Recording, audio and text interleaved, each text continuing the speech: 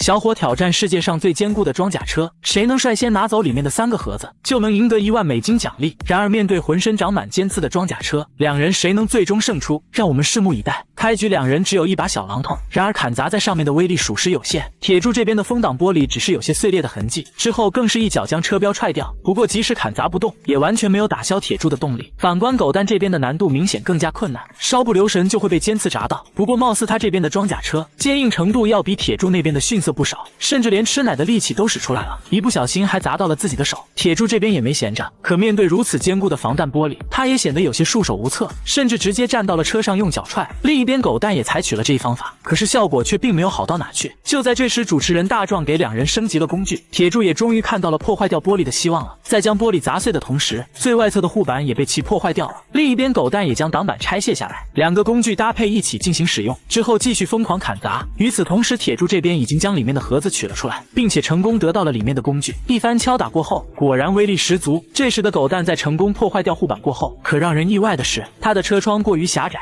里面的盒子根本就拿不出来，因此他只有将车门破坏掉才可以。之后继续进行疯狂砍砸，竟成功从里面取出了盒子，并且顺利从里面取出了一把锤子。与此同时，铁柱这边也加快了破坏的速度，车身的玻璃也已经被其砸得千疮百孔。而狗蛋这边不仅要面临强如铁壁的车身，还要避免自己被扎伤。很快他就已经寻找到里面的盒子，既然无法从车窗取出，那就只好破坏后窗玻璃了。可没想到很快便被尖刺砸到了腿，不过他依旧没有束手就擒。就在这时，大壮的武器商店随之开业了，只要收集到对应的重量，就能升级新工具。很快铁柱便兑换了1磅重量的武器，成功得到了一把斧头。可貌似这样的工具破坏力属实有限。这时的狗蛋依旧不停地破坏着装甲车，并且成功收集到了一些铁皮。他也为自己解锁了一把斧头，之后更是将前保险杠拆卸下来，真的是够疯狂的。很快就又收集到5磅的重量，成功得到了一把镐头。而铁柱在经过一番疯狂破坏过后，也成功解锁了一把镰刀，只是不知道这家伙对于破坏装甲车能起到什么样的效果。狗蛋这边在将前保险杠进行称重后，竟然足足有8磅之多。继续破坏过后，终于收集到了10磅的重量了。在有了新工具的加持下，破坏起来简直如鱼得水。